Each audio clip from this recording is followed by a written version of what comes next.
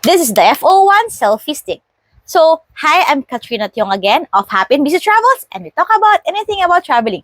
So this time, mga accessories naman na ginagamit natin about traveling ang ipapakita ko sa inyo.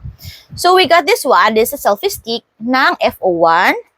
So, ganito siya. Ayan. So you can put your phone here in the middle. Itong dalawa.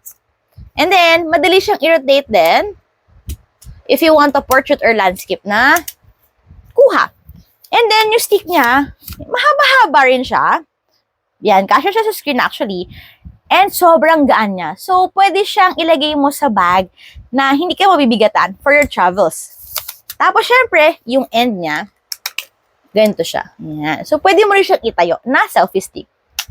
Plus, isa sa pinaka-magandang thing about this one, meron siyang Bluetooth na clicker. So, pwede ka mag-picture by yourself. Diba? Sa mga Samsung kasi, we have the clicker meron tayong parang Sa mga Samsung kasi, meron tayong parang remote, yung natin, diba? Yung pen. Pero if you don't have the remote for your phone, pwede mo na siyang gamitin ito. Andito rin siya, naka-attach lang din siya sa selfie stick.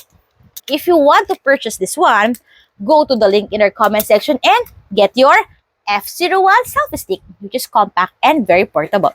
Okay? Enjoy!